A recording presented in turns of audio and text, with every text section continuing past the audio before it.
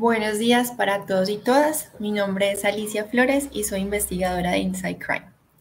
Estamos muy complacidos de contar con su presencia en este panel virtual sobre nuestra más reciente investigación titulada Las guerrillas colombo-venezolanas, la migración de la guerra de Colombia hacia Venezuela. Durante este evento compartiremos los principales hallazgos de esta investigación que ya se encuentra publicada en nuestra página web insidecrime.org. Esta investigación explora cómo las guerrillas de Colombia migraron hacia Venezuela, llevando no solo la guerra a ese país, pero además convirtiéndose en un obstáculo para la paz de Colombia. Estamos transmitiendo en vivo por nuestros canales de YouTube y Facebook Live. Los invitamos a que participen en nuestra discusión y también nos compartan sus preguntas en los chats de ambos canales o a través de nuestras cuentas de Twitter, @InsideCrime y @InsideCrime_es. También pueden participar y comentar sobre nuestro material haciendo uso del hashtag guerrillas binacionales. En cuanto a la dinámica del panel, se divide en 3 momentos. Primero, nuestro codirector Jeremy McDermott expondrá los principales hallazgos del informe en una corta presentación y después nuestros panelistas compartirán sus comentarios y análisis sobre el reporte. Para finalizar, abriremos un espacio para que los panelistas respondan a las preguntas que ustedes, nuestro público, puedan tener. A continuación, presentaré a nuestros panelistas y moderador. En primer lugar, contamos con la participación de nuestro codirector y cofundador, Jeremy McDermott, quien dirige el equipo de trabajo desde Medellín, Colombia. Jeremy tiene más de 2 décadas de experiencia reportando desde América Latina y fue corresponsal de la BBC, de Daily Telegraph y The Economist. Es el autor de la investigación El narcotraficante invisible, tras las huellas de Memo Fantasma, ganador del premio Simón Bolívar al periodismo investigativo. Por otro lado, tenemos a María Victoria Llorente, quien desde 2006 se desempeña como directora ejecutiva de Fundación Ideas para la Paz, un importante centro de estudios en el campo de la paz y seguridad en Colombia. María Victoria se especializa en temas de crimen y violencia, políticas de seguridad nacional y ciudadana, y también reforma policial. Ha sido consultora de organismos multilaterales e instituciones públicas colombianas y ha hecho parte de diversas comisiones asesoras de gobiernos en Colombia. Es coautora de varios libros y ha escrito múltiples artículos sobre estos temas. También contamos con la presencia de Luis Trejos, doctor en estudios americanos con énfasis en estudios internacionales de la Universidad de Santiago de Chile y profesor del Departamento de Ciencia Política y Relaciones Internacionales de la Universidad del Norte. Luis Trejos se ha especializado en estudiar narcotráfico, la relación de la política e ilegalidad en el Caribe colombiano y las nuevas violencias que surgieron después de la firma del Acuerdo de Paz en 2016. Para finalizar, nos acompaña Javier Mallorca, quien será el moderador de este panel. Javier es periodista venezolano, consultor y editor de Crímenes sin Castigo. Cuenta con más de 20 años de experiencia y se ha especializado en criminalística y en asuntos de seguridad. Ha sido columnista de varios medios venezolanos como El Nacional, Ronrunes y Analítica. También ha sido docente de periodismo y ética en diversas instituciones del país y es autor de varios libros enfocados en los actores y dinámicas criminales de Venezuela. Muchas gracias a todos y todas por aceptar esta invitación y sin más preámbulos le doy la palabra a Javier Mallorca.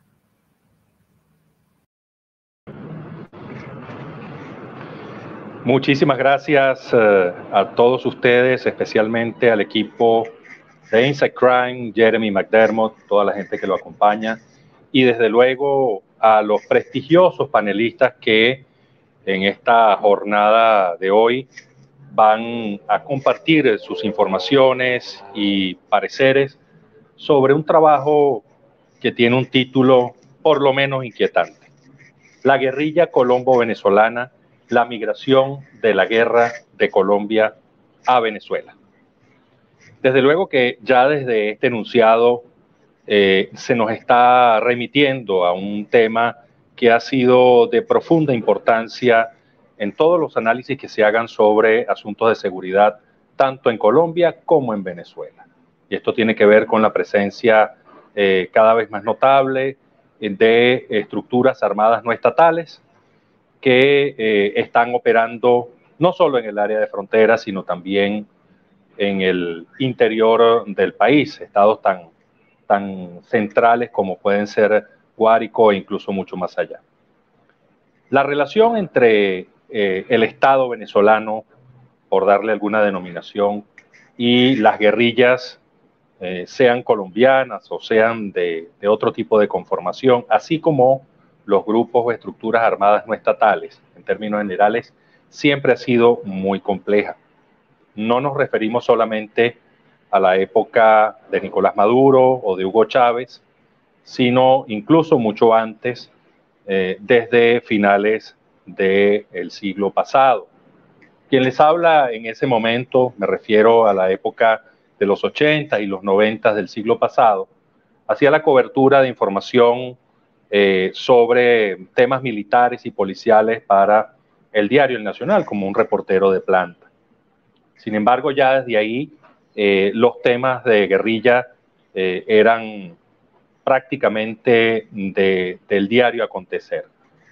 Esto nos permite hacer una especie de periodización de lo que ha sido la acción de la guerrilla y la relación de la guerrilla con el Estado venezolano desde aquel entonces. Desde luego que no nos vamos a extender en demasía, puesto que parte de eso es tema central de este trabajo que se va a presentar hoy.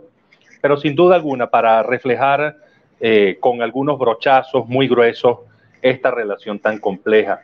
Fíjense ustedes que en la década de los 80 e incluso en los 90, las guerrillas, que entonces eran claramente de la FARC y en menor medida del Ejército de Liberación Nacional, eran señaladas por las autoridades venezolanas como autoras de buena parte de los secuestros y de las extorsiones o boleteos, como se le denomina en el área de frontera, contra ganaderos y empresarios que intentaban hacer vida allí. Esto ocasionó en primer momento una respuesta que fue policial militar, por decirlo así, una respuesta mixta que se manifestó en la conformación del famoso Comando Específico José Antonio Páez. Este comando se paseaba por toda la frontera para atacar a las células de la guerrilla. Y desde luego hubo quejas numerosas por violaciones o presuntas violaciones a los derechos fundamentales que luego se vieron plasmadas en el famoso caso del Amparo, lo que obligó al Estado a desactivar el Comando Específico José Antonio Páez, aunque en las cifras, esto hay que reconocerlo también, las cifras de criminalidad, hubo un impacto bastante claro de la actividad de este comando. Pero la actividad de la guerrilla continuó y las quejas se profundizaron ya en los 90 tras el ataque del Ejército de Liberación Nacional, el Frente Domingo Laín, al puesto de la Armada en Cararabo, Estado Apure, pues el Estado venezolano decidió estructurar una respuesta que perduraría durante más de 10 años, por lo menos, y tuvo que ver con la activación de los famosos teatros de operaciones en la frontera.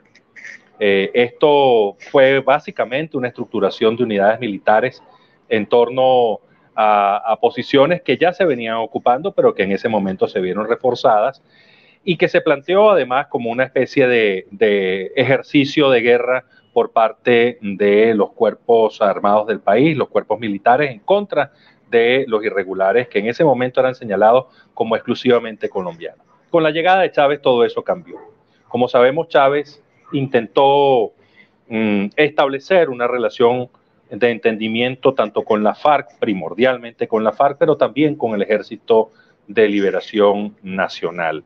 Chávez desmanteló después de la crisis de abril de 2002 los teatros de operaciones, a veces incluso llevado por esta noción de que muchos de esos militares habían participado en la conjura de abril de 2002 y sustituyó esas unidades militares por otras de menor alcance y que definitivamente no colocaban a la guerrilla como su principal enemigo. Nos referimos a las brigadas que desde entonces se llaman Brigadas Caribe del Ejército. Y, por supuesto, esto fue percibido desde los cuerpos de guerrilla, desde las estructuras armadas no estatales, como una especie de invitación para tomar posiciones en territorio venezolano. Y aquí es donde entra, digamos, donde podemos empalmar con la exposición que en los minutos que vienen va a ser el director de Inside Crime, Jeremy McDermott. Desde luego que estamos hablando de un proceso muy complejo. Probablemente hemos dejado algunos hechos allí en el tintero. Espero que me sepan excusar, pero el tiempo en esto es bastante breve. Y sin mayores preámbulos, dejamos al director de Inside Crime para que haga uso de la palabra. Adelante, Jeremy. Muchas gracias, Javier. Yo voy a intentar compartir mi pantalla. Espero que pueda ver todo eso. Ok. Primero, mil gracias a nuestros distinguidos panelistas y a nuestra audiencia. Apreciamos mucho su tiempo mientras discutimos lo que es uno de los temas centrales, tanto para Colombia como para Venezuela. La investigación que acabamos de publicar en Inside Crime nos muestra que el ELN y algunos elementos de la ex-FARC mafia o los disidentes de la FARC son ahora grupos colombos venezolanos, algo que tiene profundas consecuencias para ambas naciones. Yo voy a hacer una breve presentación con algunos de los aspectos más destacados de nuestro informe para iniciar el debate. Y empezamos por Colombia. De este lado de la frontera tenemos la propuesta de la paz total, una de las prioridades políticas del recién instalado presidente Gustavo Petro. La idea es empezar a dialogar con el ELN, poner como en orden el trabajo inconcluso del acuerdo de paz de 2016 con las FARC y negociar con las principales organizaciones del narcotráfico del país. Al otro lado de la frontera tenemos al presidente Nicolás Maduro, que ha sobrevivido a las protestas masivas, al colapso económico y a las sanciones internacionales y parece más afianzado en el poder que nunca. Él ve la elección de Petro como una oportunidad para volver a la escena internacional. En ambas naciones están sentados el ELN y elementos de la disidencia de las FARC. El ELN tiene una fuerte afiliación ideológica no solo con la Revolución Bolivariana de Venezuela, sino con el aliado clave de Venezuela, Cuba. Entonces, el escenario preparado para un verdadero fin del conflicto civil colombiano, incluso cuando sea extendido a través de la frontera con Venezuela. Eso es como la pregunta principal de esta presentación. La presencia sostenida de la guerrilla colombiana en Venezuela, tanto el ELN como las FARC, como mencionó Javier, tenía como 2002 y el fallido golpe de Estado contra Hugo Chávez como uno de los momentos claves. Eso coincidió con el fin del fallido proceso de paz entre el gobierno colombiano de Andrés Pastrana y las FARC y la llegada del gobierno de la derecha dura de Álvaro Uribe. Entonces, eso fue un momento clave para las dos naciones. Y a partir de este momento, la guerrilla colombiana encontró una acogida bienvenida en Venezuela. Se convirtió en un santuario para ellos, fuera del alcance de las Fuerzas Armadas colombianas respaldadas por Estados Unidos. Un lugar para descansar, planificar y entrenar. Y en 2010 el presidente Uribe presentó una queja formal antes de la OEA afirmando que Venezuela albergaba a 1.500 guerrilleros colombianos. Hoy en día Venezuela ya no es solo un santuario. El ELN y los elementos de las FARC han hecho raíces profundas en los estados fronterizos de Zulia, Táchira, Apure y Amazonas. Se han adentrado en el sur de Venezuela, acercándose a la frontera con Guyana y dominando gran parte de la frontera con Brasil. Ahora hay una penetración social, política y económica. Y la guerrilla colombiana ha reproducido gran parte de la infraestructura que tiene en Colombia ahora en Venezuela, incluyendo la infraestructura del tráfico de drogas, cultivos de coca, laboratorios de cocaína y pistas de aterrizaje. El bastión del ELN en Colombia, Arauca, de donde el Estado colombiano no ha podido expulsar los rebeldes, tiene una estructura guerrillera sin parangón de milicias, trabajo político de base y penetración en el gobierno local. Y este sistema ha sido replicado por el ELN en el otro lado de la frontera, en Apure.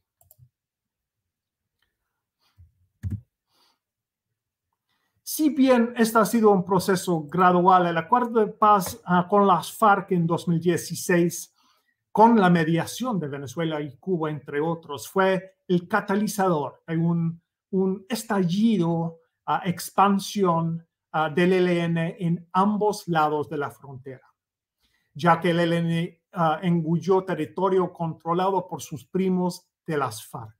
Y dentro de Venezuela, Inside Crime ha trazado un mapa de presencia permanente del ELN en 40 municipios de 8 estados venezolanos, que alberga ahora hasta 40% del total de los efectivos del ELN. Y algunos de los líderes rebeldes más importantes tienen su base en Venezuela: Antonio García, alias Pablito del ELN, y alias Iván Márquez de la segunda Marquetalia, de la ex-FARC Mafia. Volviendo a las ex-FARC Mafia, la segunda Marquetalia nació en Venezuela y parece que Venezuela podría convertirse en su tumba. Venezuela ha sido escenario de combates entre diferentes facciones de las ex-FARC. Y el año pasado se produjeron, pues por la primera vez en años recientes, combates sostenidos, no solo entre diferentes facciones colombianas, sino entre la ex-FARC Mafia y los militares venezolanos. Emboscadas, minas, artefactos explosivos improvisados, asesinatos selectivos, desplazamientos masivos. El conflicto colombiano llegó a Venezuela y los militares venezolanos demostraron, pues al menos inicialmente, incapaces de hacer frente al desafío. Mientras la segunda Marquetalia y el Frente Décimo de la ex-FARC Mafia se enfrentaban en 2021, el ELN se mantuvo al margen hasta que no lo hizo. Al principios de este año, el ELN decidió involucrarse en la lucha contra el Frente Décimo. El resultado fue inmediato y contundente. En colaboración con elementos de los militares venezolanos, el ELN expulsó al Frente Décimo de Venezuela. Y hoy, con la excepción del Frente Acacio Medina en el sur de Venezuela, en Amazonas, los disidentes de las FARC ya no tienen una huella significativa en Venezuela. Los asesinatos del Paisa, alias el Paisa, Romaña, Jesús Sandrich y Gentil Duarte, todos ellos en Venezuela, y la herida Iván Márquez han paralizado cualquier esperanza de un renacimiento de las FARC. Este colapso de las FARC disidencias dentro de Venezuela ha dejado al ELN con una hegemonía a lo largo de la frontera. Y parece que los helenos han hecho un acuerdo con el último bastión de las disidencias de las FARC, el Frente Acacio Medina en Amazonas. Entonces ahora su hegemonía es sin rival. El arquitecto, pues este dominio al lado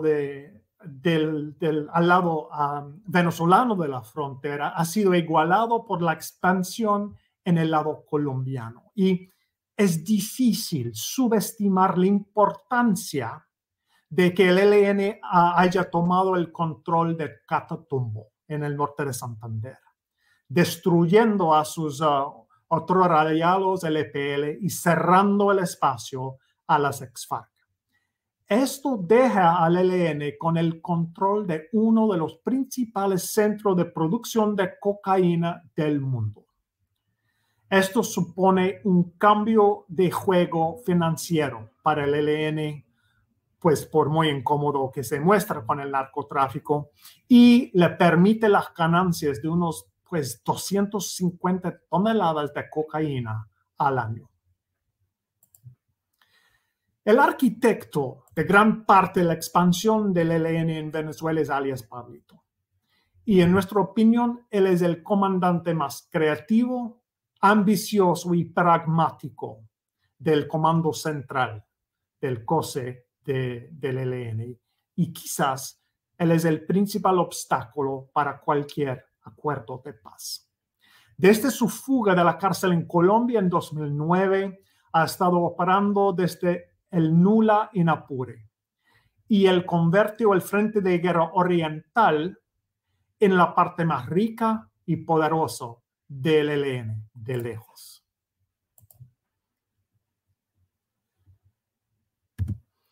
Mientras el ELN sigue siendo el último ejército insurgente en pie en Colombia, en Venezuela su posición es más compleja. La relación del ELN con el régimen de Maduro se ha vuelto simbiótica. Para los colombianos, la idea de que el ELN es una fuerza paramilitar es chocante, pero en Venezuela eso es exactamente lo que son. Insurgentes en Colombia, paramilitares en Venezuela. A cambio de que se permite desarrollar su presencia en los estados fronterizos y cada vez más profundamente en Venezuela, el ELN actúa como tropas de choque políticas, reprimiendo a la oposición en las zonas en las que tiene presencia. El ELN maneja las economías criminales, principalmente el narcotráfico, el contrabando y la minería, pagando jugosos porcentajes de las ganancias a figuras chavistas. Esto permite al presidente Maduro comprar la lealtad de figuras claves en el mundo político y asegurar el apoyo de los jefes militares. El ELN, ciertamente el Frente de Guerra Oriental, gana más dinero en Venezuela que en Colombia, mucho más. Y el ELN también es aliado militar para el régimen venezolano, un baluarte contra cualquier agresión colombiana o desde Estados Unidos. Entonces, ¿qué significa todo eso para las perspectivas de la paz total y el conflicto colombiano? Lo que está claro es que el camino hacia la paz en Colombia pasa por Venezuela. La Colombia de Petro quiere la paz y esa es una prioridad del gobierno. El ELN tiene facciones que quieren la paz, encabezado por alias Pablo Beltrán del COSE, y presidente Maduro quiere ser readmitido en el escenario mundial y ser visto como un gestor de paz. Todo positivo. Pero la paz total se busca en muchos frentes, no solo el ELN, también del ex-FARC Mafia y las estructuras criminales. El presidente Petro está intentando más de lo que puede lograr en 4 años y sí tiene el apoyo de la fuerza pública de Colombia. El ELN está dividido y ha estado en muchos procesos de paz diferentes en el pasado, todos fracasados. Tiene el COSE el poder de arrastrar el resto del movimiento con ellos. Y está el COSE incluso unido en un deseo de paz. ¿Por qué el ELN quiere negociar cuando se está creciendo en Venezuela y en Colombia? ¿Por qué negociar cuando se está convirtiendo en un movimiento revolucionario panamericano? ¿Por qué negociar cuando la región de América Latina es más izquierda y anti-Washington que en cualquier otro momento desde la Guerra Fría? En Venezuela, Maduro gana principalmente en prestigio prestigio internacional si patrocina el proceso de paz. Pero él podría obtener eso, la misma ganancia, si pretende apoyar el proceso. El ELN para él es más útil activo que desmovilizado. En términos de la represión política, manejo de las economías criminales, baluarte militar en la frontera y como quinta columna en Colombia. Y el ascenso de la izquierda en Colombia, y tenemos que recordar que el presidente Petro es el primer presidente de la izquierda, puede ser algo temporal. Y jugando a largo plazo, la derecha bien puede recuperar el poder en menos de 4 años. Y podría Maduro, en realidad, expulsar al ELN de Venezuela si quisiera. Creemos que el estatus colombo-venezolano del ELN y los elementos de la ex-FARC mafia hace casi imposible asegurar un paz total en 4 años. Gracias.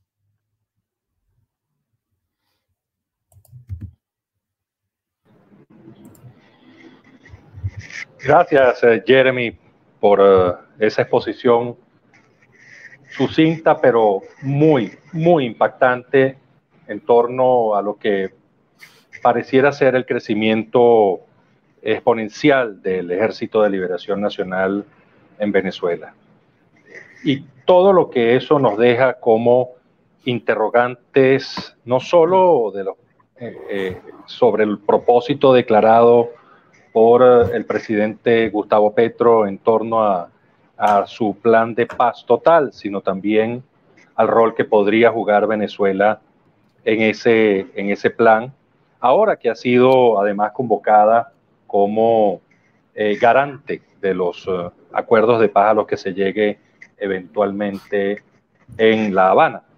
De manera que, digamos, tenemos una certeza a propósito de la exposición de Jeremy.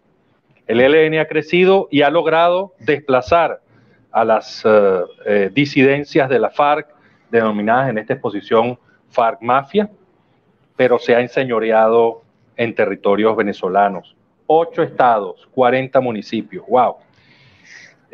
Vamos a ver ahora y escuchar, por supuesto, las exposiciones. En primer lugar, de la profesora María Victoria Llorente, directora de la Fundación Ideas para la Paz. ¿Cuáles son sus reflexiones, María Victoria, sobre esto que acabamos de ver y escuchar?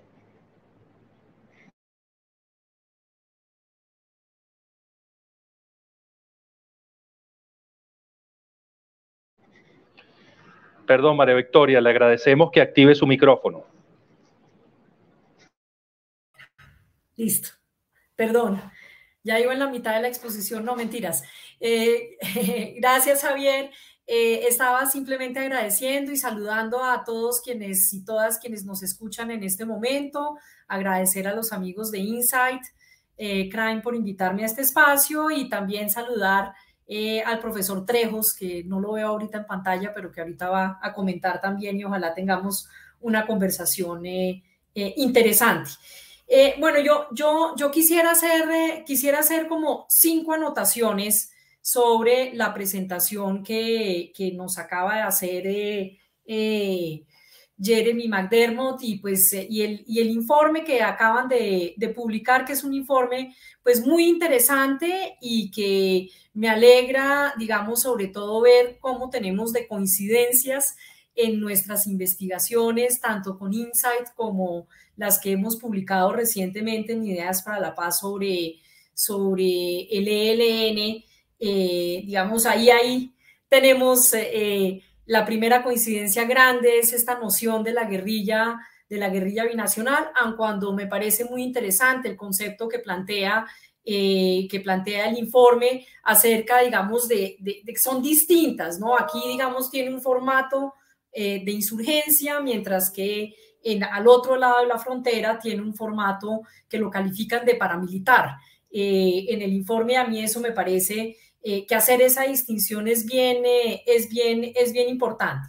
yo quisiera hacer la primera anotación, va por el siguiente lado, digamos, es como enriqueciendo un poquito más, tratando de enriquecer un poco más la discusión y sin atreverme a contestar las preguntas tan complicadas que plantea Jeremy al final de su exposición. Lo primero es que quizás el informe valdría la pena resaltar que la expansión también del ELN y el proceso que tuvo inicialmente las disidencias de las FARC sobre la frontera, pues también, digamos, ahí hubo como una coincidencia, como una suerte de cóctel tremendo que estuvo también asociado con el hecho de la ruptura de las relaciones entre Colombia y Venezuela. Recordemos que en el 2018 se da como la primera crisis migratoria. Ese mismo año hay una crisis de seguridad, sobre todo en aquellas zonas en Colombia de donde las FARC habían salido, ya habíamos firmado el acuerdo de paz con las FARC y las FARC se habían desmovilizado en el 2017 y el 2018 empieza a mostrar unos picos y empieza a mostrar esta dinámica en el país. Entonces, ahí hay como estos dos elementos que coinciden en la frontera. Y digamos que de cierta manera el cierre de la frontera amparada como en esta narrativa de combatir las mafias del narcotráfico o detener la migración ilegal, les dio a estos grupos y particularmente al ELN la posibilidad de convertirse en autoridades como aduaneras y migratorias. Entonces esto también es como que se le abren otros espacios producto del cierre de la relación de la frontera entre Colombia y Venezuela. Entonces, en buena hora se está reabriendo y en buena hora estamos tratando de reconstruir esa relación que es mutuamente necesaria y es fundamental para la seguridad de Colombia. Bueno, el siguiente elemento que quisiera resaltar y es haciendo referencia al informe último que publicamos nosotros en la Fundación Ideas para la Paz sobre el ELN, es como, creo que hay que matizar un poco este asunto. Nosotros ahí hablamos mucho de los distintos formatos, de los diversos formatos del ELN, que obviamente lo estamos planteando en clave de paz total, pensando al interior de Colombia y en lo que pasa en la frontera. Realmente a veces le da a uno la impresión en el texto de Inside Crime, le da a uno la impresión de que fuera como más bien homogénea toda esa expansión y el formato del ELN a lo largo de toda la frontera. Y si bien es cierto que ha habido esa expansión, la verdad es que, por ejemplo, es muy distinta.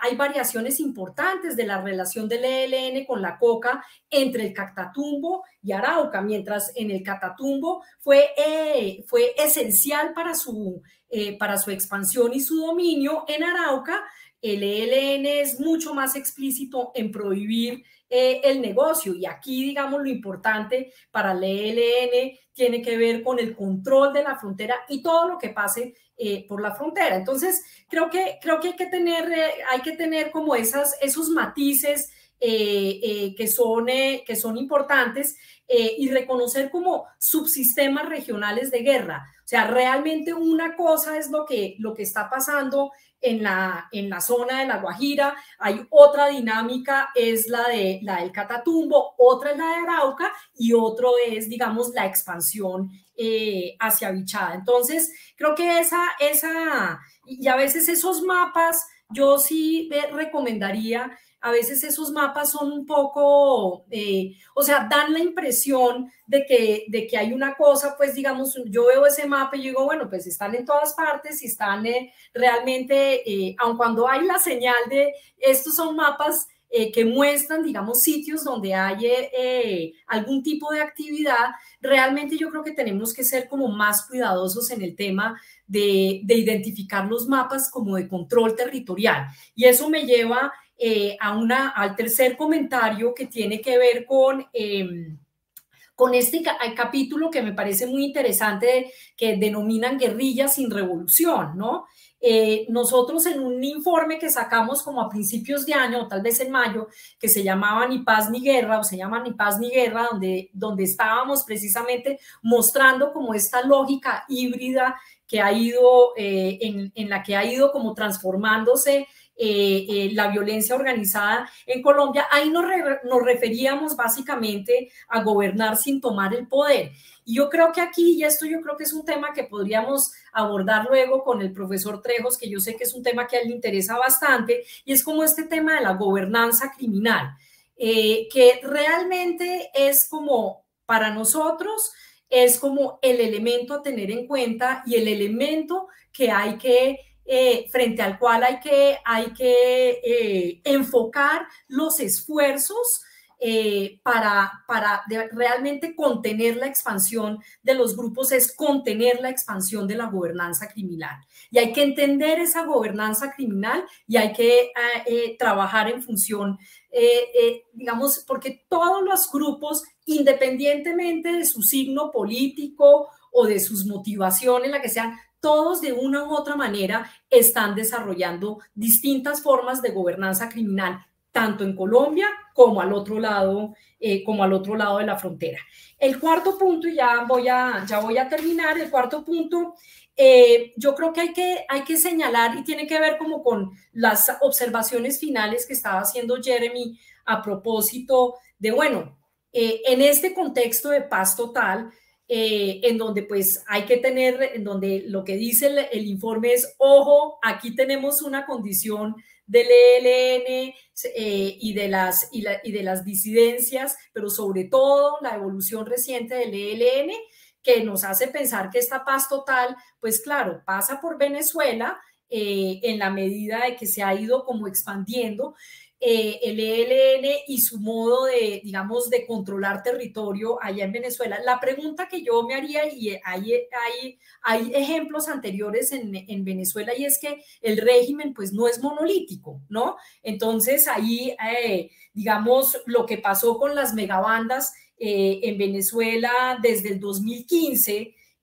pues es paradigmático, de ser aliados claves del chavismo y ser considerados un componente de la defensa de la revolución, pasaron a ser objeto de unas de las políticas de lucha contra el crimen pues más feroces de la región y con un altísimo saldo en materia de derechos humanos. Entonces, esta alianza que se tiene por ahora, pues la pregunta es, bueno, ¿podrá pasar algo de esto con el ELN? Convertirse el ELN en un obstáculo para Venezuela, para que Venezuela reconstruya su relación con Colombia y los acercamientos con Estados Unidos. Recientemente, y esta es una evolución reciente que no captura la investigación de Inside Crime, o tal vez no lo vi, es que el Catatumbo está pasando por una transición muy interesante, que de hecho un investigador asociado de la Fundación sacó ahorita la semana pasada una columna en El País sobre eso, sobre lo que estaba pasando con el tema de la coca en el Catatumbo, y que está relacionado de cierta manera con reacciones que aparentemente de control de salida de la coca, de la cocaína por esa parte de la frontera por parte del régimen de Maduro, y que lo podría uno asociar, aunque no hay suficiente información, pero uno podría hacer una asociación libre que tiene que ver esto con los recientes acercamientos entre Venezuela y los Estados Unidos. Es una especulación, pero de todas maneras hay que mirar que hay una transformación ahorita en curso en el Catatumbo, donde hay una sobreproducción de coca, y hay aparentemente dificultades para sacarla por la frontera, y el ELN está, digamos, patrocinando otro tipo de economías ilegales, como por ejemplo la extracción ilegal del carbón. Y ya con esto ya voy a cerrar con este último punto, y es que creo que lo mencionan el informe, y Jeremy lo menciona, y me parece como muy importante, y yo quisiera como añadir unas preguntas a las que él le plantea, y es realmente si Venezuela y el régimen Maduro decide que quiere domesticar al ELN allá, si lo va a poder hacer, ¿no? ¿Qué tanto el ELN terminará o está desarrollando ejercicios de cooptación del Estado en Venezuela, como lo ha hecho, por ejemplo, aquí en Arauca, pues que es su bastión histórico? Eso, yo creo que sobre eso habría que investigar mucho más, y no nos olvidemos finalmente que, bueno, una de las características del paramilitarismo central es el apoyo del Estado a esas fuerzas, o el trabajo conjunto entre fuerzas del Estado y estas otras organizaciones, y ese es un elemento central del paramilitarismo. Aquí en Colombia fue ese el elemento central del fenómeno del paramilitarismo, y supongo que el nombre que le dan al ELN, Inside Crime, al otro lado de la frontera, tiene que ver con eso. Entonces, la pregunta es si yéndose o ya no teniendo este apoyo del Estado venezolano, ¿qué se convertirían allá? ¿Se brincarían a hacer una insurgencia? Me parecería algo muy extraño. Entonces, yo creo que la pregunta queda abierta. Muchísimas gracias.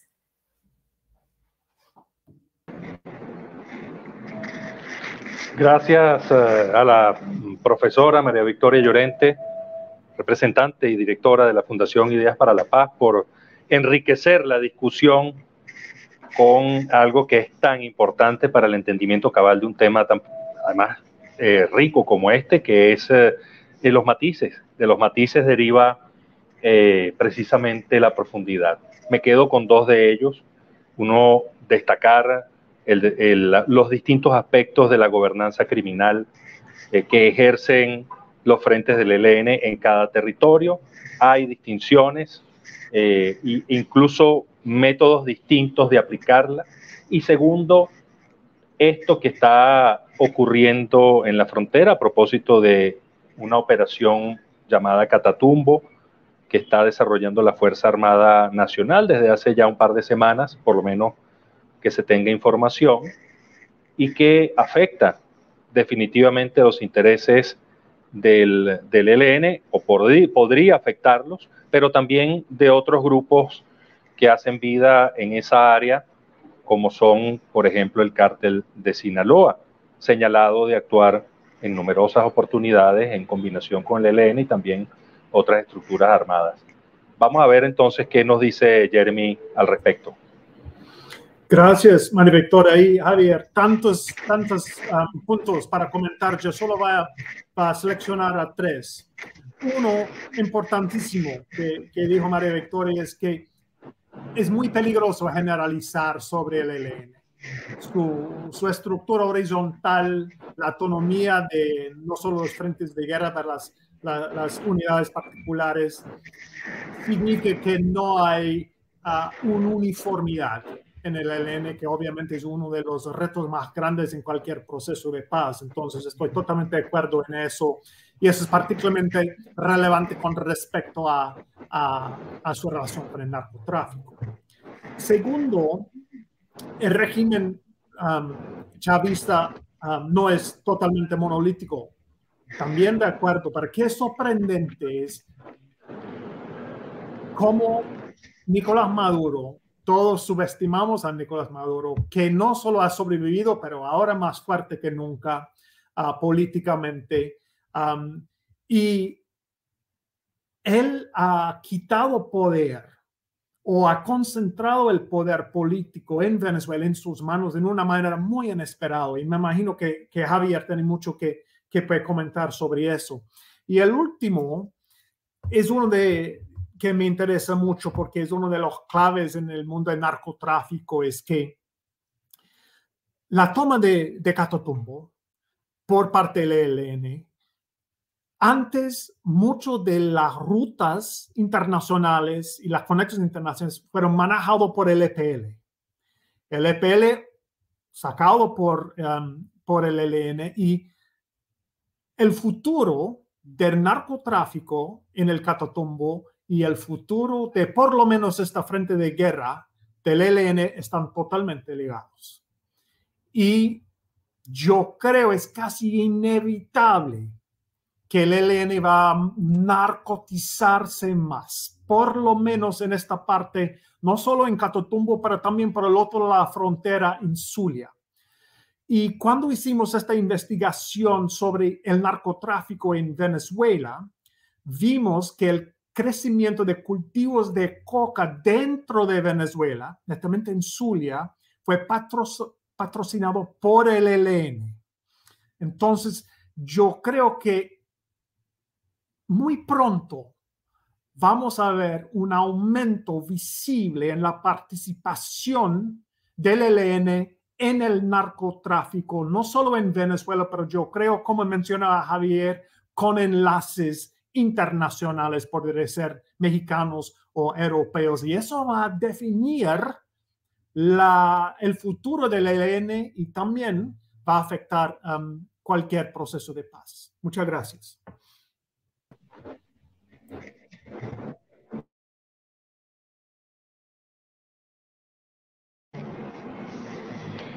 Gracias, Jeremy, por esa réplica y enriquecer la discusión. Esa es la idea.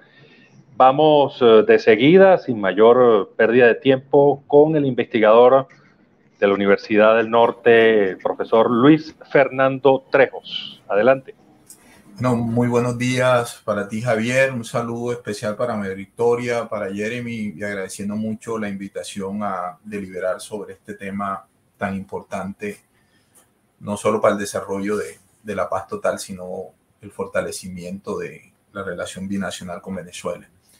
Yo voy a tratar de retomar algunas cosas que ya dijeron y profundizar en otras. Lo primero es que hay que entender que el tema de la presencia guerrillera colombiana, de guerrilla colombiana en la frontera colombo-venezolana no es novedosa. Desde la década de los 70 ya el ELN hacía o ejerció una presencia importante en el sur de Cesar y posteriormente en Catatumbo hasta que llegan a Arauca. Lo que sí es novedoso y que no había sido un lugar común en las relaciones binacionales era el tema de percibir o no percibir la presencia de la guerrilla colombiana como una amenaza a la seguridad binacional, digamos. Hasta antes de Chávez siempre se había abordado el problema como una amenaza común, pero después Chávez, hay que recordar que se declara neutral frente al conflicto armado y esa relación cambia.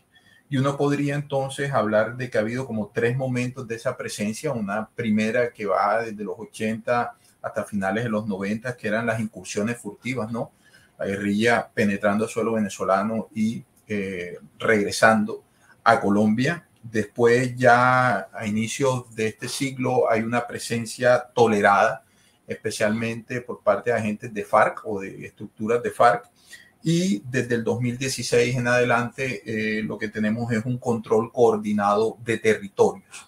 Es decir, y esto trato de retomar algo que ya había dicho Jeremy en algún momento. Lo que hay que entender es que la revolución que el ELN no pudo hacer en Colombia se la encontró en Venezuela. Y no solo se la encuentra, sino que también es un factor de soporte de esa revolución en los territorios fronterizos y como bien ya lo han señalado en otras investigaciones, tanto la FIP como Inside Crime, en territorios internos de Venezuela. Por otro lado, también es interesante que uno podría retomar algo que ya habían escrito dos jóvenes investigadores como Reinel Vadillo y Paula Balbuena, y es que hay que entender que en este momento hay una especie de escenario de tres guerras, ¿no? Hay una guerra en Colombia, una guerra en la frontera colombo-venezolana y otra guerra en suelo venezolano, una guerra que se mudó de Colombia hacia allá, pero que pareciera que ya ha adquirido unas dinámicas y particularidades propias. Por otro lado, también teniendo en cuenta algo que había dicho María Victoria anteriormente, hay que entender que cuando se habla de la frontera colombo-venezolana, esa no es una frontera lineal, ¿no? Que tiene unas características o dinámicas homogéneas, sino que esa frontera habría que subdividirla. Y creo que una cosa es lo que pasa en La Guajira y Cesar con Zulia, otra cosa muy distinta es lo que pasa en norte de Santander con Zulia y Táchira, y otra cosa muy distinta es lo que sucede de Arauca hacia abajo, ¿no? Bichada y Guainía. Eso, cada sector tiene una dinámica y unas particularidades que hacen que las violencias se exacerben o no. Y desde ese punto de vista también es necesario, y creo que fue María Victoria la que lo dijo y Jeremy también, necesario analizar de manera separada la presencia guerrillera en esos territorios. Una cosa es el Frente de Guerra Oriental, otra cosa es el Frente de Guerra Nororiental, y hay que entender que en el Caribe el ELN tiene una presencia muy marginal y mínima que se ha concentrado más en el lado venezolano que en el lado colombiano, porque el Frente de Guerra Norte fue como la primera macroestructura del ELN que fue derrotada estratégicamente y hoy no tiene capacidad operativa real. Por otro lado, es interesante, y creo yo que lo plantearon ustedes, cómo en algún momento, digamos, cuando estuvo Chávez logró mayores simpatías o grados de coordinación con la FARC. Tan es así que quizás la gente no lo recuerde, pero el gobierno venezolano entregó a autoridades colombianas, en este caso durante las administraciones Uribe, a varios guerrilleros del ELN que habían sido capturados en suelo venezolano. Un caso emblemático era el del aeropirata apellido Ballestas, que fue el que pilotó el avión Fokker que el ELN secuestra desde Bucaramanga y aterriza en el sur de Bolívar.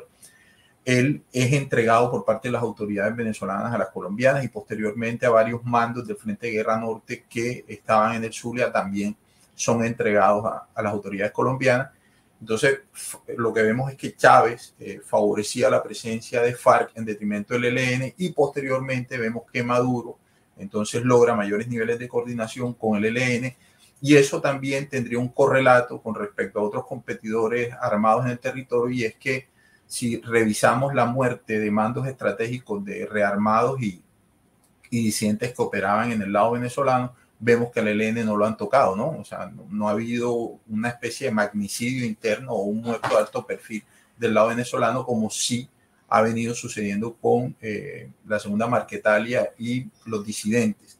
Eso para tener en cuenta. Lo otro que creo yo y destaco de lo que habían señalado anteriormente es que, y coincido con María Victoria en ese sentido, es que hay que aclarar que la sola presencia de un grupo armado en un territorio no se traduce en el control del mismo, ¿no? Y hoy por hoy lo que uno puede analizar del lado venezolano es que quien realmente controla territorios es el ELN, es decir, quien ha construido gobernanzas armadas efectivas ha terminado siendo el ELN, y eventualmente el Frente Acacio, que es como una especie de ficha neutra, ¿no? Que está dedicado a sus negocios de oro y de coca en el Amazonas, pero que no está interesado en disputar nuevos territorios. Y sí es esto de las gobernanzas armadas, creo yo, que complejiza bastante el escenario de paz o guerra en esos territorios, teniendo en cuenta que de fruto de esas gobernanzas muchas veces se derivan lealtades, ¿no? O la construcción de bases sociales sólidas que legitiman la presencia de estos actores. Habría que hacer el análisis en clave de suelo venezolano, qué tan legítimos son, pero hay que entender que en el marco de el colapso económico venezolano, muchas de las fuerzas de seguridad empezaron a replegarse de las zonas de frontera hacia el interior, y ahí fue cuando se le entrega casi que soberanía plena sobre algunos territorios, no solo fronterizos, sino también interiores, a estructuras del ELN que pareciera, según lo que uno ve, han sido muy eficientes en cuanto a la administración de esos territorios y las rentas que se desarrollan en los mismos, rentas legales o ilegales, ¿no? Ahí estarían fungiendo ya como una especie de pequeños gobiernos. Es decir, uno creería, y como bien lo señala el informe de Jeremy, que ese modelo de gobernanza que el ELN instaló en Arauca logró replicarse en algunos territorios venezolanos, especialmente en Táchira y Apure. Lo otro es que también hoy por hoy, eso se sabe y está documentado, que por lo menos los dos comandantes más importantes del ELN están en suelo venezolano, Antonio García en Táchira y Pablito Arauca en el Apure, que esos dos máximos comandantes tienen diferencias profundas en cuanto a la visión de la guerra y la paz, y eso también creo yo que pone al gobierno venezolano una cierta encrucijada, porque implicaría no un tratamiento homogéneo con todas las estructuras del ELN que hoy hacen presencia en suelo venezolano, sino que también tendrían que generar algún tipo de negociación diferenciada con estos mandos. Y como se señala en el informe, no veo al gobierno venezolano interesado en escalar una guerra con el ELN, teniendo en cuenta el antecedente nefasto de lo que les pasó en Apure con el Frente Décimo, ¿no? Esa derrota humillante que les propinó una sola estructura disidente de FARC, ahora enfrentar a todas estas estructuras del ELN que están en Venezuela.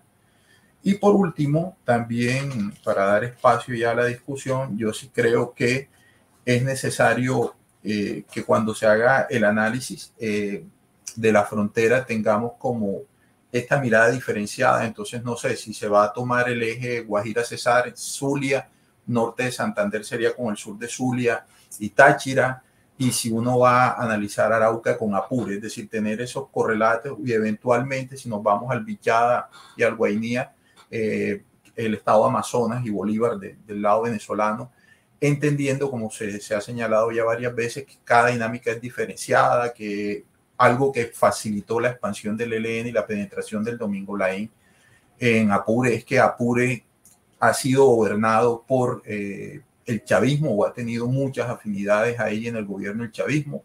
Cosa distinta pasa en Táchira, ¿no? En Táchira ha habido mayor resistencia y eso también ha dificultado la penetración helena en esos suelos, y el solo norte de Santander también muestra que hay una complejidad en el territorio, porque mientras el ELN ha logrado, digamos, controlar todo el Catatumbo, en Cúcuta no ha logrado la consolidación de su presencia, quizás en área metropolitana, pero no dentro de Cúcuta. Ahí son los Rostrojos y otras organizaciones pequeñas como lo que queda del EPL los que han logrado algún tipo de control. Entonces sí hay que hacer unas miradas muy diferenciadas y analizar cada factor para no caer en el error de generar un marco interpretativo general, ¿no? En el cual se crea que toda la frontera es lineal, que toda la presencia helena en ese territorio es lineal, y eso también nos sirve no solo para el análisis del diagnóstico que estamos haciendo, sino para proyectar escenarios de eventual paz o escalamiento de la violencia en esos espacios. Gracias. Gracias a Luis Fernando Trejos, investigador de la Universidad del Norte, cuya exposición rescata además algunos puntos que también han sido destacados en anteriores derechos de palabra sobre la necesidad de lograr lo que él denomina una mirada diferenciada sobre el relacionamiento del ELN con los distintos factores territoriales en Venezuela. Y con esto enlazo de una vez con Jeremy a propósito de un comentario que él hizo que más o menos dejó la pelota de este lado en el sentido de profundizar un poco sobre este asunto de la selectividad que tiene el régimen de Nicolás Maduro en cuanto al tratamiento de las diferentes estructuras armadas del país, no solamente ligadas a lo que comúnmente conocemos como las guerrillas, sino también con las bandas criminales y los colectivos. Esta selectividad se manifiesta, de acuerdo con mi apreciación, de manera cada vez más profunda y evidente. Vemos, por ejemplo, cómo en el pleno corazón de la capital, de la noche a la mañana, se inicia una operación militar para desplazar a la banda de Carlos Rebete, con la que existía una especie de acuerdo de no agresión, por lo menos hasta julio del año pasado. Igualmente se han emprendido acciones en Tejerías, en los valles del Tuy, contra bandas que venían en procesos de crecimiento acelerados, básicamente porque el gobierno no hacía nada en torno a sus accionares y al control que empezaban a ejercer sobre los territorios de esas zonas. Entonces, bueno, no nos extrañe que en algún momento esta característica que hemos subrayado de la selectividad llegue al tratamiento con el ELN. Ya lo hubo con respecto al Frente 10 de las FARC-EP, al grupo de Iván Mordisco, y bueno, quizá este sea un nuevo escenario para la discusión. No sé qué piensa Jeremy al respecto. Le cedemos la palabra en todo caso para que dé su apreciación en torno a la intervención del profesor Trejos. Saludos. Gracias, Javier. Yo estoy de acuerdo contigo. El punto absolutamente clave de Luis, había muchos, pero que más me llamó la atención fue esta naturaleza de gobernanza del ELN y de grupos dentro de Venezuela, la noción de control territorial que hemos averiguado es que hay una serie, como una escala de gobernanza paralelo o feudos criminales dentro de Venezuela, donde hay, en un extremo hay solo una toleración de un grupo ilegal y eso tal vez se da un poco de impunidad a las acciones criminales de un grupo, hasta el otro extremo, donde un grupo co-gobernar. Y yo creo que el ELN es uno de los ejemplos, porque en Apure, por lo menos, la guerrilla colombiana ha asumido papeles del Estado, prestando seguridad, administrando justicia, distribuyendo comida como el CLAP, y son vistos allá como una autoridad legítima. Y eso, por ejemplo, es un poco diferente de los colectivos en Caracas, muy diferente de la toleración, por ejemplo, del tren de Aragua, dentro de Aragua, o Huelexes en partes de Caracas. Y esta naturaleza y esta relación entre el Estado venezolano y los grupos irregulares, particularmente la guerrilla colombiana, es clave para mí en entender el sistema que ha evolucionado bajo el mando de Nicolás Maduro, donde él no tiene, como cualquier Estado normal, la plata del gobierno central para asegurar la lealtad de todo y para pagar a las autoridades de cada estado y cada municipio. No, mucha de la plata viene desde abajo y él tiene sus feudos. Él está entregando puestos en la frontera a generales, a figuras políticas como Freddy Bernal, sabiendo que eso viene con mucha plata. Y Freddy Bernal trabajó con el ELN en Táchira para acabar con los rastrojos por el lado venezolano. Pablito ha trabajado con los militares y autoridades en Apure para expulsar al Frente Décimo. Y entendiendo esta relación del control territorial, del cogobernanza, es absolutamente esencial de entender el sistema de feudos que ya mantiene Nicolás Maduro en el poder. Muchas gracias.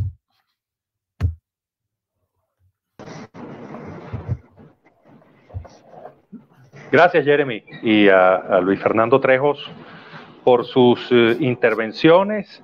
Estamos realmente con una puntualidad casi suiza en cuanto al orden en las palabras y el tiempo que nos estamos tomando. Vamos de seguidas a abrir el lapso de preguntas y respuestas. Aquí, por supuesto, ya como hemos sido puntuales anteriormente, podemos tomarnos un tiempo adicional. Yo voy a aprovechar el rol de moderador para empezar a abrir fuegos. Tenía unas cuantas preguntas por acá y creo que lo más, digamos, evidente en estas exposiciones tiene que ver con ese relacionamiento que puede haber en el futuro entre el ELN y el gobierno de Nicolás Maduro, a la luz de las intenciones del presidente colombiano Gustavo Petro para el logro de la paz total. Este ha sido uno de los puntos de la exposición de Jeremy. Por cierto, al final no nos deja muy optimistas, pero quisiéramos profundizar un poco más sobre eso, Jeremy. ¿Por qué tú nos dejas ese sinsabor en las conclusiones de tu exposición con respecto a esto del proyecto de la paz total? Pues, Javier, está basado en la noción de esta relación simbiótica entre el ELN y el régimen de Nicolás Maduro. Tenemos que recordar que mientras la situación está mejorando un poco en términos económicos en Venezuela, todavía es un estado fallido. y la dolarización realmente no ha cambiado la salud económica del país. Solo los que tienen acceso al dólar ahora pueden comprar las cosas cuando había pues supermercados vacíos antes. Y particularmente con esta hegemonía que ya tiene el ELN por la frontera, unidades diferentes, frentes de guerra diferentes, pero bajo del mando del ELN, eso controla un gran porcentaje de las rentas criminales en Venezuela.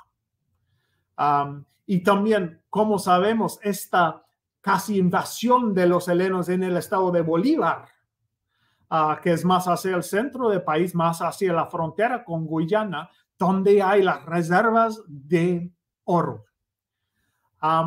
Y yo creo que en este momento Maduro necesita acceso a estas rentas criminales para sobrevivir, para mantener la lealtad de elementos políticos chavistas y de militares.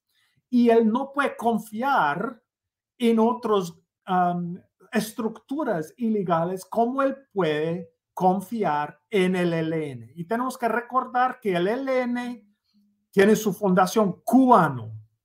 Muchos de sus líderes siempre han vivido en Cuba y los canales son totalmente abiertos entre Cuba y el ELN y obviamente Cuba y Caracas. Entonces, yo veo esta relación importantísimo en este momento para Nicolás Maduro. Eso no significa que él no va a actuar como gestor de paz, pero yo sí creo que no es conveniente para él tener un ELN desmovilizado.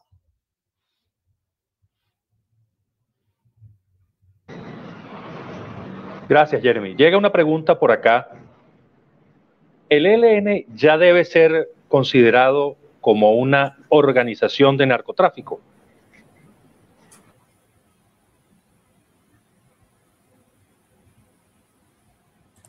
Luis, por favor. Luis Fernando, por favor. Bueno, yo quisiera como complementar algo lo que dijo Jeremy anteriormente y ahí trato de responder la pregunta. Lo que yo creo, y no sé qué pensaría María Victoria y Jeremy, es que no sería descabellado creer que en un eventual proceso de negociación entre el Estado colombiano y el ELN, el gobierno colombiano y el ELN, en algún momento se proyecte una desmovilización en Venezuela, es decir, que una parte del ELN que está en Venezuela no entre en la negociación con Colombia. Y quizás porque, como ya se ha visto y hay abundante evidencia, el ELN es un aliado estratégico del gobierno de Maduro o de ese proyecto, no sería descabellado hasta una especie de institucionalización, ¿no? O sea, que esas estructuras del ELN pasen en algún momento a ser parte de un componente institucional venezolano. Creo yo, y eso es debatible, pero a mí, teniendo en cuenta la respuesta que da Jeremy, la funcionalidad tan grande que tiene para el régimen venezolano, pues quizás es quitarle ese nombre y fusionarlo con algo allá. Y por otro lado, lo que yo diría es que todavía es muy difícil. Hay que entender que el ELN es muy grande y no todas las estructuras del ELN están vinculadas con las economías de la coca, ¿no? María Victoria bien lo señaló.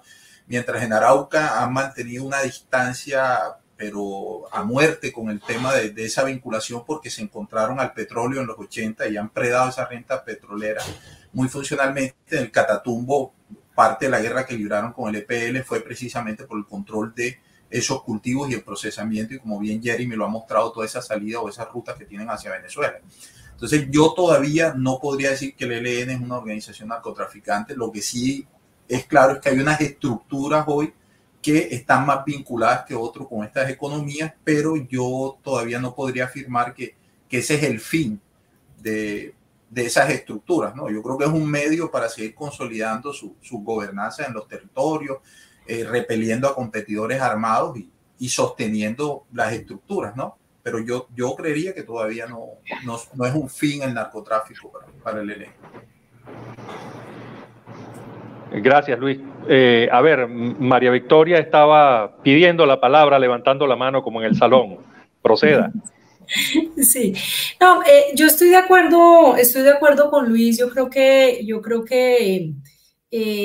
cometer el error de clasificar al ELN como narcotraficante, como se le decía a las FARC, que era narcoguerrilla.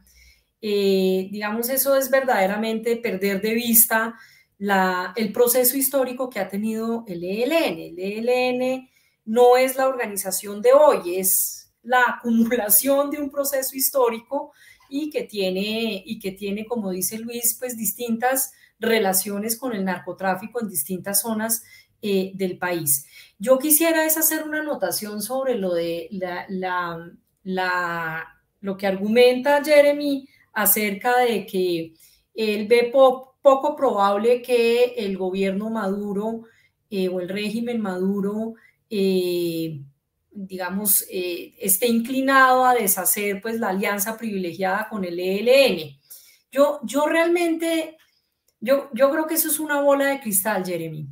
Y tú sabes que a veces cuando uno hace estas predicciones, en general toca comérselas unos meses después. No, yo en realidad creo que eso va a depender mucho de cómo él observe su inserción a nivel regional y su inserción internacional, que yo creo que es como el punto que realmente es el central, ¿no? Y yo creo que de todas maneras sí sigue siendo... ya pues en América Latina realmente pues estas guerrillas pues son anacrónicas, ¿no? Estas son guerrillas de origen de los años 60 que obviamente se han transformado y han mutado en estas organizaciones que conocemos hoy en día, pero de todas maneras sí, pues en América Latina la izquierda pues ha subido al poder mediante elecciones. Bueno, tenemos ahí el caso de Brasil, vamos a ver qué pasa en Brasil próximamente, pero yo eso lo veo, yo creo que tiene que ver con cuál es el cálculo que están haciendo respecto de su inserción internacional, y ya ha sucedido en el pasado, sucedió con las FARC, que eran amigos históricos de Chávez. Aquí la pregunta para mí realmente es ¿qué tanta fuerza tiene el ELN al otro lado de la frontera? Y si esa fuerza depende de qué tanta dependencia tiene de que lo estén dejando actuar y que lo apoyen golpeando a sus contrincantes al otro lado de la frontera. ¿Qué tanta es real ese poder del ELN y si lo puede ejercer de manera autónoma sin el apoyo del régimen de Maduro? Esa para mí es la pregunta al final del día, porque yo sí creo que, y el tema de la paz total realmente no solamente pasa por Venezuela, realmente aquí tenemos muchas dificultades para lograr la paz total, porque tenemos muchos otros grupos actuando y, en fin, en otras partes de la región, en el Pacífico y demás. Entonces, pues, en lo de la frontera, yo creo que sí pasa por el régimen Maduro, pero el cálculo que él haga respecto de su interés de inserción internacional y cómo juega el ELN ahí. Gracias, María Victoria. Están llegando bastantes preguntas, pero María Victoria le dijo a Jerry que él posiblemente tenía una bola de cristal. Entonces yo no sé si Jerry quiere tomar esa pajita que le pusieron en el hombro, a ver qué considera él. Pues sí, claro, yo tengo varias bolas de cristal. Primero, yo solo quiero decir que para mí en ninguna manera el ELN es una organización de narcotráfico. Yo nunca vi las FARC, que siempre fue mucho más involucrado en narcotráfico que los helenos, pues hasta hoy. Ellos tampoco fueron un grupo de narcotráfico. Entonces dejamos eso al lado. A la bola de cristal, ¿qué hemos visto? Y Javier, tú has visto eso personalmente en Venezuela, la capacidad de Maduro de adaptarse a las condiciones. Y el proceso de paz no se pasa de la noche a la mañana. Eso va a ser un proceso de años. Y si Maduro ve oportunidades para él de beneficiarse con una salida del ELN, sin duda él va a preparar para eso. Y como hemos visto con la banda El Coqui en Caracas o el cartel de Paraguaná en el estado de Falcón, él no tiene miedo en enfrentar a grupos irregulares o ilegales dentro de Venezuela y reemplazarlos con otras alianzas. Entonces, eso sí podría ser posible. Pero que hemos visto en los últimos año y medio, 2 años, es la idea de Maduro de concentrar las rentas criminales en algunas manos y ojalá concentrarlo en sitios específicos de Venezuela para intentar minimizar el daño colateral de la presencia de crimen organizado transnacional. Y por esta razón yo creo que el ELN ha tenido esta hegemonía porque ellos están vistos como socios confiables en el manejo del narcotráfico, del oro y de las fronteras. Pero eso no significa que no pueden ser reemplazados por otra fuerza. Pero en este momento mi bola de cristal dice que no está en los intereses inmediatos de Maduro de sacar el ELN. Gracias. Gracias, Jerry. Yo tengo una pregunta para María Victoria. Me voy a tomar esa libertad, aprovechando su presencia y participación en este panel. Si, como dice el trabajo presentado por Inside Crime, el ELN opera como una insurgencia en Colombia y como un grupo paramilitar en Venezuela, con un acento importante en los negocios de distinto tipo, es decir, en la acumulación de rentas. Entonces, ¿cuál sería el objetivo estratégico del ELN como organización?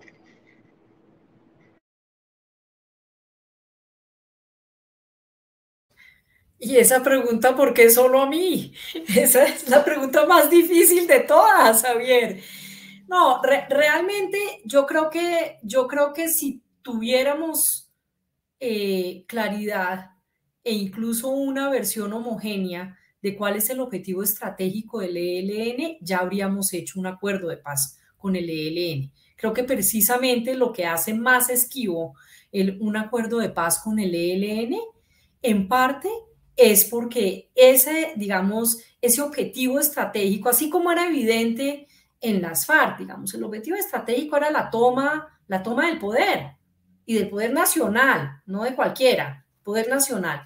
Entonces, aquí en algunos lados es el poder para el ELN, en algunos lados es el poder local, en otras estructuras realmente el objetivo es sobrevivir, es la resistencia, en fin. Realmente eso es lo que hace tan difícil la negociación con ellos. Entonces lo que diga la población, el gran diálogo nacional y lo que surja de ese diálogo nacional, y nosotros somos los garantes en armas de eso que dice la población, que es lo que desea que el Estado haga o cambie. Entonces, eso es lo que hace tan difícil al ELN. No sé si mis compañeros de panel estarían de acuerdo conmigo, pero yo no diría que hay una sola versión de objetivo estratégico como tal. Y hoy en día, pues ni siquiera la toma del poder se ve claro.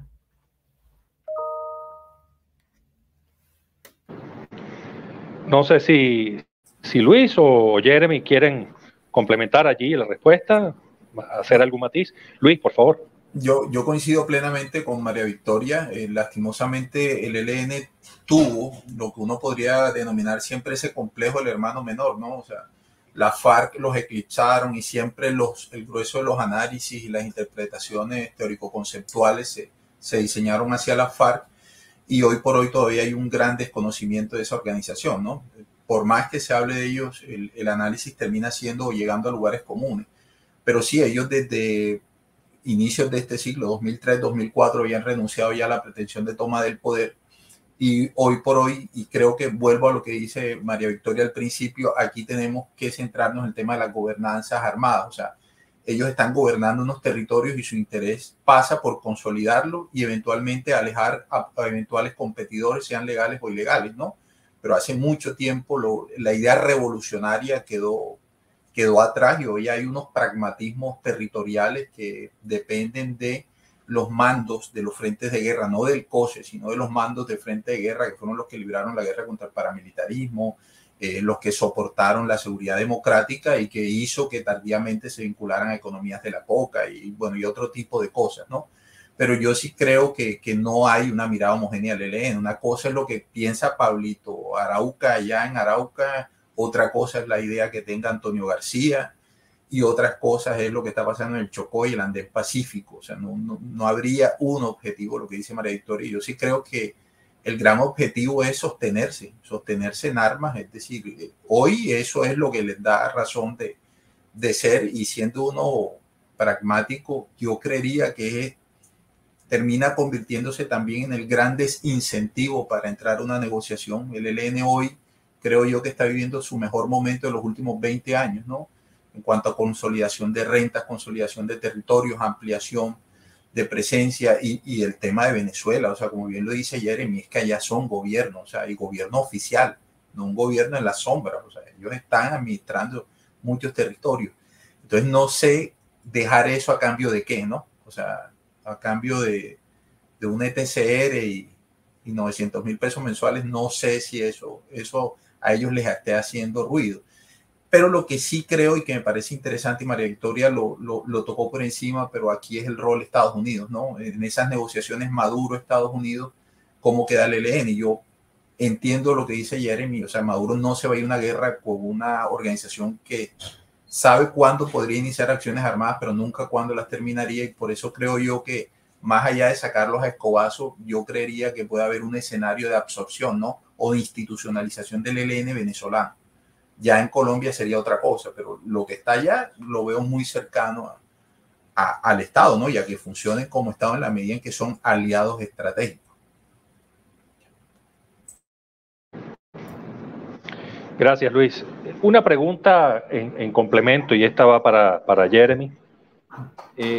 ¿Estaría en capacidad Maduro de poner en el carril, meter en cintura al ELN, tomando en cuenta precisamente que el accionar de esta organización es distinto en Catatumbo que en Arauca y en la frontera con Amazonas? ¿Estaría en capacidad Maduro en este momento de encarrilar al ELN, además en función del logro de esa paz total que plantea Petro? Pues esta ofensiva, Javier, contra el Frente Décimo en Apure. La imagen de Jeremy se quedó congelada. Ah, ok. ¿Me escuchas o Jeremy, ¿estás allí? Sí, María Victoria me puede escuchar, ¿cierto? Entonces yo voy a intentar continuar hablando. La ofensiva militar venezolana en contra del Frente Décimo en Apure mostró que realmente ellos no tienen la capacidad de enfrentar un grupo como el ELN. No importa el ELN en sus varias caras por el lado venezolano. Y que la gobernanza en Venezuela y la razón que hay estas alianzas con grupos irregulares y ilegales es por la debilidad del régimen de Maduro. Entonces yo no veo la posibilidad de expulsar al ELN de Venezuela, ni gobernar en sitios como Apure sin el apoyo del ELN. Y me gustaría regresar a un comentario que es absolutamente clave que María Victoria y Luisa han mencionado, es las metas y la mitología del ELN.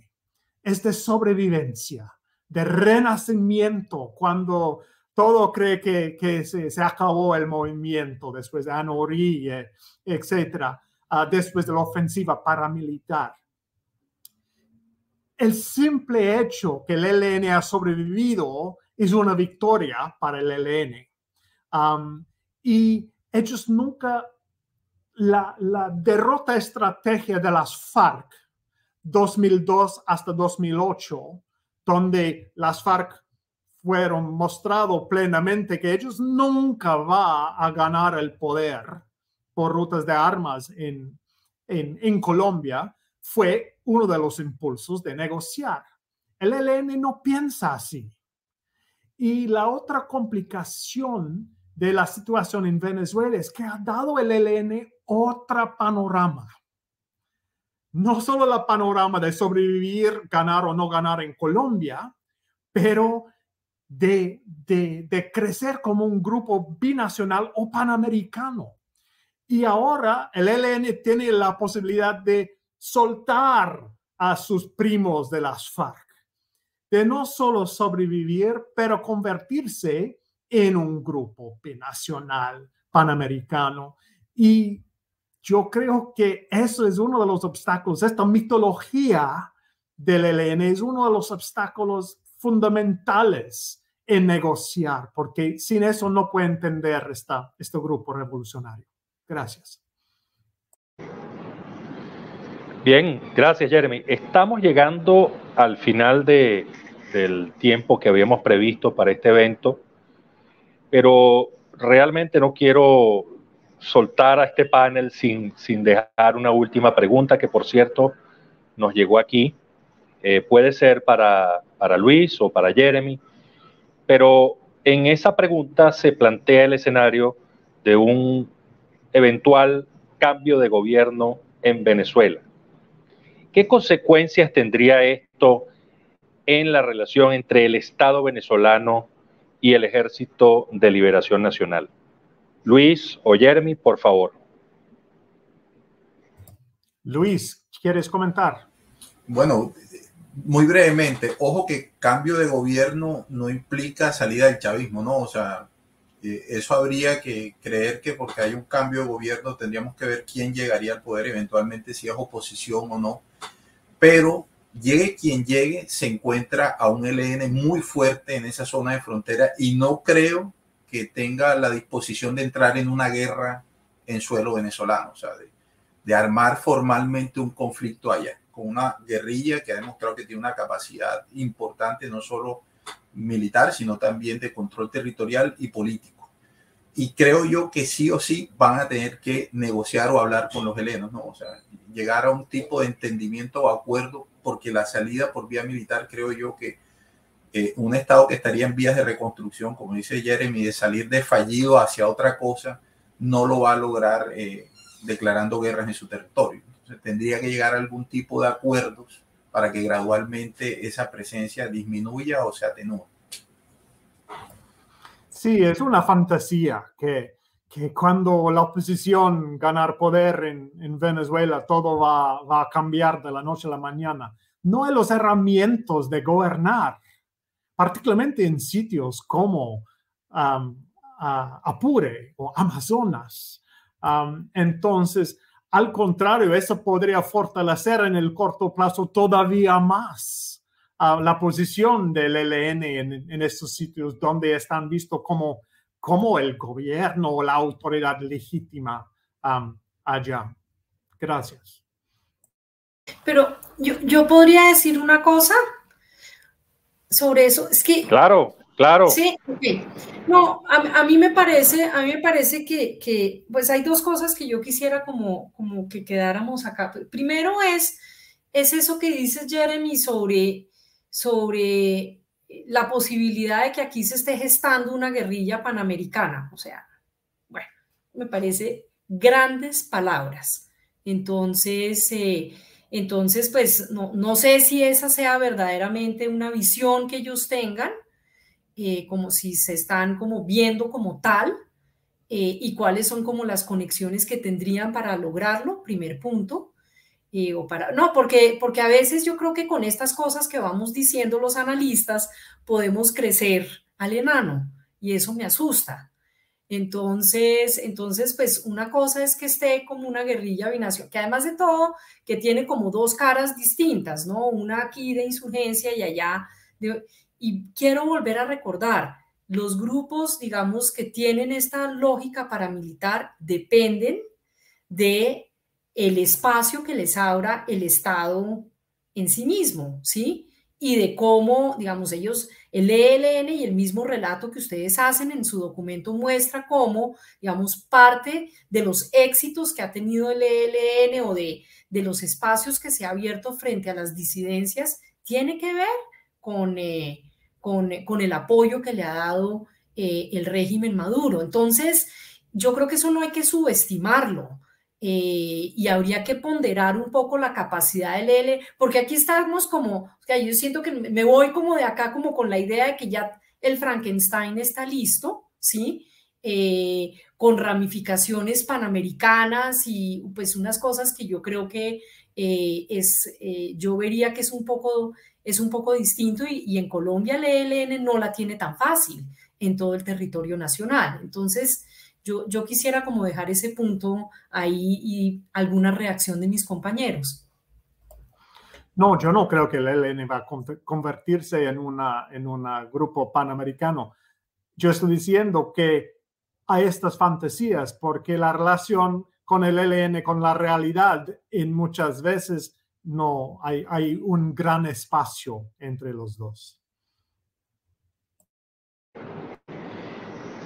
Bien, con estas intervenciones ya el tiempo se nos ha terminado. Definitivamente uno quisiera prolongar esta discusión mucho más. Quedamos con el sabor, el Frankenstein no está listo, pero le están poniendo los tornillos, tal parece, a juzgar por el reporte presentado por Inside Crime. Muchísimas gracias a la profesora María Victoria Llorente, directora de la Fundación Ideas para la Paz, a Luis Fernando Trejo, investigador de la Universidad del Norte, y desde luego a todo el equipo de Inside Crime y Jeremy por esta invitación tan gentil para que uno pues aportara en lo posible haciendo la moderación de este evento. Para mí ha sido un enorme placer y me despido. Muchas gracias. Muchas gracias. Hasta luego. Gracias por la invitación. Saludos a todos y a todas. Muchas gracias a ustedes, nuestros panelistas, y también a nuestro moderador por aceptar la invitación a ser parte de esta conversación. También les agradecemos a quienes siguieron este evento en nuestros canales de Facebook y YouTube y a quienes nos acompañaron con sus preguntas y participación activa en el chat. Los invitamos a participar y a seguir leyendo la investigación en nuestra página web y compartir sus comentarios sobre el evento y la investigación en redes sociales usando el hashtag guerrillas binacionales. Muchas gracias a todos.